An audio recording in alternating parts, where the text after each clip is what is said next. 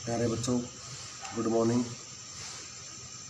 जैसा कि आप जानते हैं, आपको छुट्टियों का काम दे दिया गया था।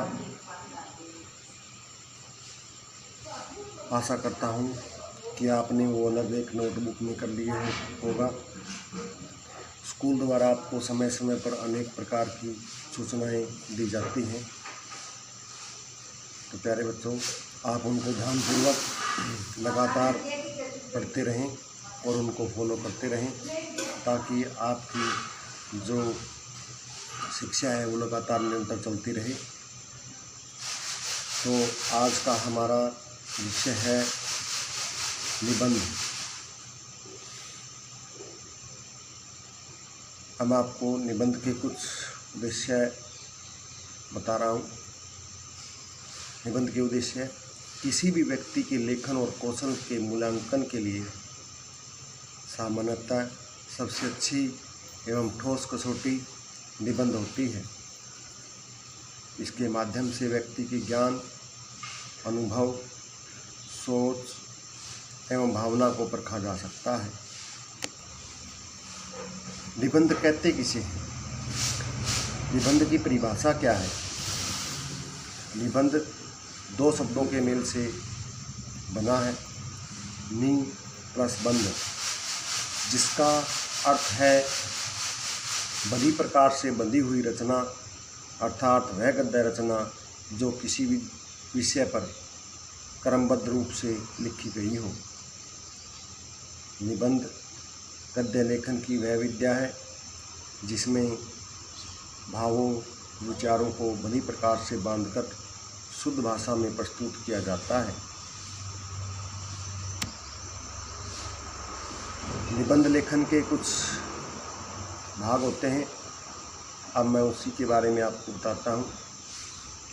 निबंध की विषय वस्तु के प्रतिपादन और उसके प्रभावपूर्ण बनाने के लिए उसे निम्नलिखित 3 भागों में बांटा जाता है।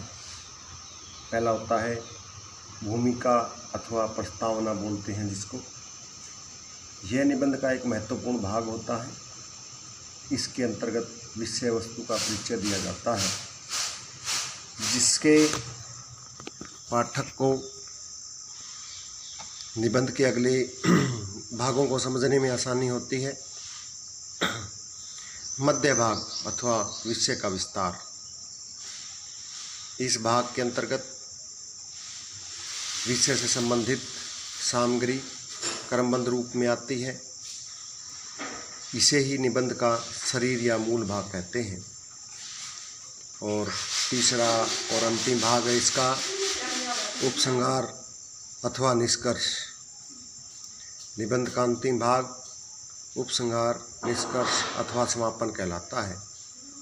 इस भाग के अंतर्गत निबंध का सार दिया जाता है। निबंध लेखन के प्रकार। अब हम निबंध लेखन के कितने प्रकार से निबंध लेखन करते हैं इसके बारे में चर्चा करेंगे। निबंध को रूप, शैली और विषय वस्तु के आधार पर निम्न प्रकारों में वर्गीकृत किया जाता है। सबसे पहला है वर्णनात्मक निबंध।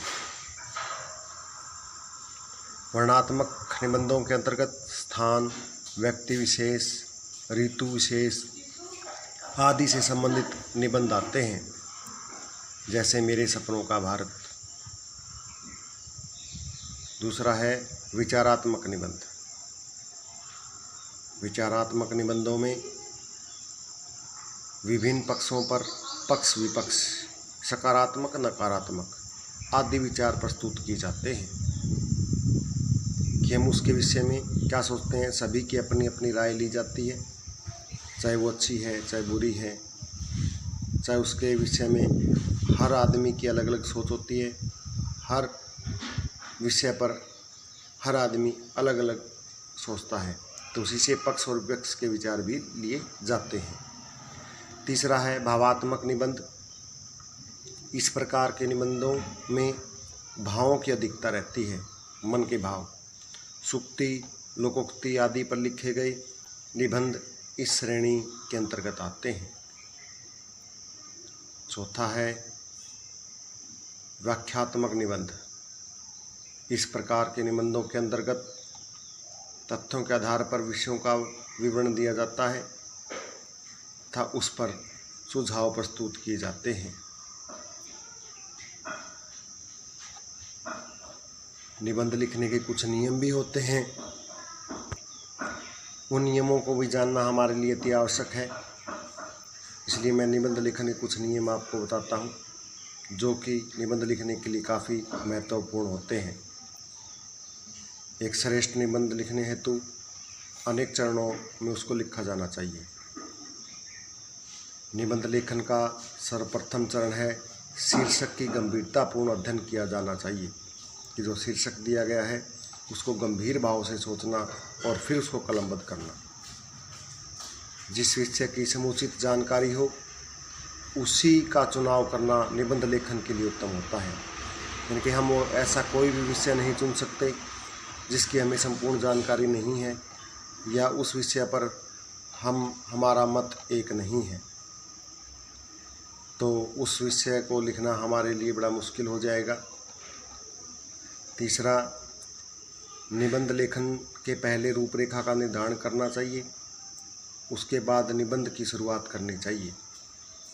निबंध का एक अति आवश्यक गुण मौलिकता है, अतः यथासंभव निबंध की विषय वस्तु को अपने शब्दों में प्रस्तुत करना चाहिए। रटे रटाए पर ध्यान नहीं देना चाहिए। निबंध में कठिन शब्दों का प्रयोग न कर सरल भाषा का प्रयोग करना चाहिए। तो प्यारे बच्चों, निबंध लिखने के कुछ चरण मैंने आपको बताए। तो आप किसी भी एक विषय पर आपको एक निबंध लिखना है। धन्यवाद।